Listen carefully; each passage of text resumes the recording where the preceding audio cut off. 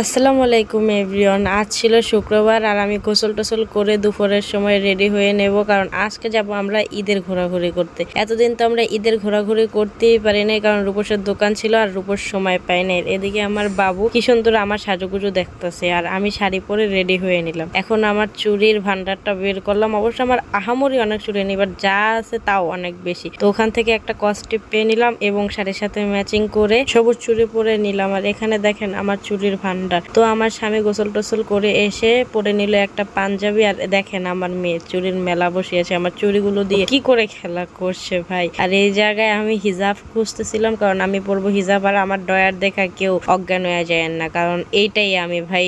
আর আমার ব্যাকগ্রাউন্ড দেখা কেউ কিছু মনে করে না, যেহেতু আমি গরিব আলতা প্রো ম্যাক্স, তাই আমার ড্রেসিং টেবিল নেই, তাই আমার স্বামী ড্রেসিং টেবিল। আর স্বামী থাকতে কিসের আবার ড্রেসিং টেবিল। তো আমি দীর্ঘ 3 ঘন্টা সাজুগুজু করার পরে রেডি হয়ে নিলাম। আর হিজাব পড়তে যে এক যুদ্ধ কইরা তারপর আমি ব্যর্থ হইয়া এখন এইভাবেই রওনা দিছি। আর এদিকে আমার অবলা স্বামী 3 ঘন্টা ধরে ওয়েট করার পরে অবশেষে যখন আমি আর আমার মেয়ে বের হলাম, আমার স্বামী মনে হয় প্রাণ খুঁজে পেল। আর আমি রেডি হতে হতে ঘামিয়ে শেষ হয়ে গেছি। আর এটা হলো আমাদের শাপলা চত্বর, খুবই অসাধারণ একটা জায়গা। আর এখানে আমার মেয়ে গরমের ভিতরে বাইরে বের হয়ে এখন একটু বাইকের বাতাসে সে আরাম পেল মনে হলো। আর এই জায়গার ভিউটা ভাই জাস্ট অসাধারণ। এটা হলো নয়াবাজারের একটা ভিউ, কৃষ্ণচূড়া গাছ, জাস্ট অসাধারণ, মাথা নষ্ট করা একটা জায়গা ভাই। এখানে আমরা কিছু ছবি ভিডিও করে নিয়ে কিছু অস্থির রিলস বানিয়ে পরে রওনা দিলাম যে সামনের দিক। আর সেদিন যাইতে যাইতে খুব মজা করছি, খুব একটা সুন্দর সময় কাটাইছি। এদিকে যাইতে যাইতে আমরা আবার পেয়ে গেলাম আর একটা কৃষ্ণচূড়ার গাছ। তো সেই কৃষ্ণচূড়ার গাছটা দেখে আমি আবার রূপসে বলতেছি, দেখো এই জায়গায় একটা কৃষ্ণচূড়ার গাছ। আর আমার মেয়ে বাবাকে ডাকছে, বাবা বাবা, কত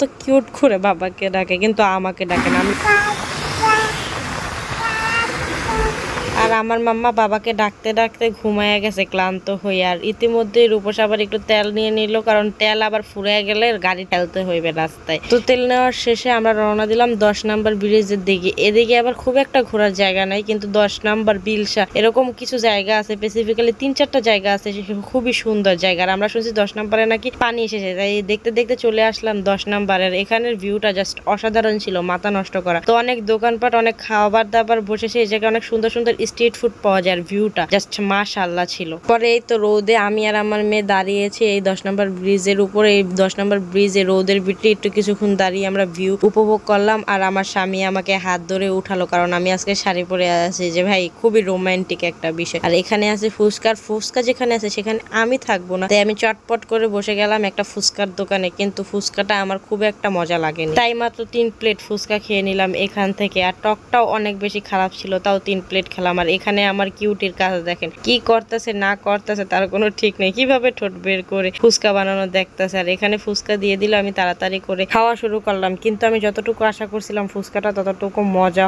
হয় না, এই কারণে আমি খুবই বিধ্বস্ত, আমার মনটা ভেঙে টুকরা টুকরা হয়ে গেছে। আর এই জায়গায় রোদের ভিতরে বাপ্পিটি আমার সাথে মজা নিতেছে, আর আমার ফুচকা ঝালটা নেওয়া দেখা ও আমার সাথে আরো বেশি করে মজা নিতেছে। আর এখানে ঝাল ঝাল ফুচকা আমি আমার স্বামীকেও খাওয়াই দিলাম। আর এই জায়গায় কিছু পাগল ছাগল বোট পিকনিক করতেছিল। আর ঝাল ফুচকা খেয়ে আমার স্বামীর তো মাথা পুরা নষ্ট, এই জায়গায় বসে পারে না কান্নাকাটি করতে। এরপর আমরা ওখান থেকে পাশের একটা কফি হাউসে চলে গেলাম। আর কফি হাউসটা ছিল খুবই সুন্দর, এখানে পানি আসলে আরো বেশি সুন্দর লাগবে। আর এই জায়গায় দেখেন মানুষ নাচানাচি করতেছে, এই জায়গায় একটা শয়তানও ছিল ভাই। আমরা এই জায়গায় কতক্ষণ নাচানাচি দেখলাম, কিছু ছবি তুললাম, কিছু ভিডিও করলাম, তারপর চলে গেলাম টেবিল ফাঁকা আছে কিনা দেখতে, কারণ এই জায়গায় প্রচুর ভিড় হয়। আর খাবারটাও এই জায়গায় একটু ভালোই মজাই আছে। আর এই পুরো কফি হাউসটাই হলো পানির উপরে, পানি আসলে জায়গাটা জাস্ট সুন্দর লাগে না, আর এখনই অনেক সুন্দর লাগতেছে, পানি আসলে অস্থির লাগে। সেদিন দিনটা খুবই ভালো ছিল, কিন্তু ছিল রৌদ্র উজ্জ্বল। তো একটা ভাইয়া এসে মেনু কার্ড দিয়ে গেল, কিন্তু আমার আগে আমার মেয়ে মেনু কার্ড দেখে অর্ডার দেওয়া শুরু করছে। তো অনেক কষ্টের পরে মেনু কার্ডটা পেলাম, কিন্তু তাও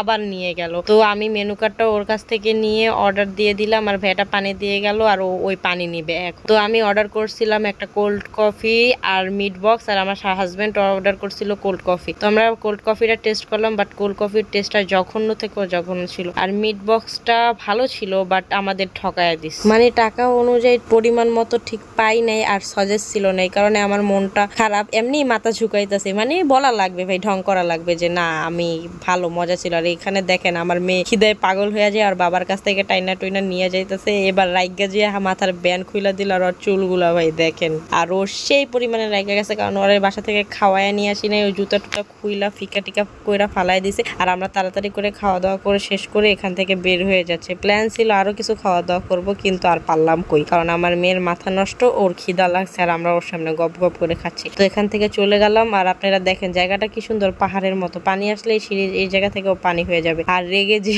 ওর বাবার কান ধইরা ঝুইলাছে, তাই আমরা তাড়াতাড়ি করে একটা দোকানে চলে গেলাম আর এখান থেকে একটা কেক আর পানি নিয়ে আমরা রাস্তার উপরে বৈশা বৈশা বাধ্য হইয়া খাওয়াইতেছে। ভাই আপনারা বিশ্বাস করবেন না, রাস্তা দিয়ে যে কয়টা মানুষ যাইতেছিল সবাই আমার দিকেই তাকাইছিল যে বাবা কি হয়েছে, রাস্তায় বৈশা কিভাবে খাওয়াইতেছে। আর এদিকে খাওয়াইতে খাওয়াইতে আর বাবার গাড়ি পুরা মাখায় গেছে। তা অবশেষে আর পেটটা ঠান্ডা হইলো, তার মানে আমরা এখন বাইচা গেছি, নইলে তো আমরা বাঁচতে পারতাম না, কারণ আমার মেয়েই এখন আমার ঘরের সবকিছু। আর এই জায়গায় ভাই সানটা দেখেন, অনেক চেষ্টা করছি সানটা ধরার, আর অবশেষে একটু ভালো ভিডিও করতে পারছি। আর সানটা খুবই সুন্দর লাগতেছিল আর পরিবেশটা এখন খুব ঠান্ডা হয়ে গেছে। আর এইটা হলো তরমুজ পাম্প, এই জায়গায় একটা বিখ্যাত জায়গা। এখানে দেখেন মানুষ, আর এত মানুষ ছিল আপনারা বিশ্বাস করবেন না, মানে এত মানুষ কিলবিল কিলবিল করতেছিল। আর ওই তরমুজ যেখানে, ওইটার নাম হলো তরমুজ পাম্প। আর এখন আমরা ভিউ এনজয় করতে করতে গল্প করতে করতে চলে যাচ্ছি আমার শ্বশুর বাড়ি, কারণ মেলা দিন হচ্ছে আমার শ্বশুর বাড়ি যাই না, তাই আমার বাবুকে দেখানোর জন্য আমার শাশুড়িকে আমার নিয়ে গেলাম আমার শ্বশুর বাড়ি। ওখানে যেয়ে বাবু একটু খেলাধুলা করলো, জুতা টুতা নিয়ে, ওর একটা ভাই আছে ওর সাথে একটু মারামারি করে অবশেষে আমরা বাসার দিকে রওনা দিলাম। বাসায় যাওয়ার আগে মুদি দোকান থেকে কিছু বাজার সদাই করে নিলাম আর গরমের জন্য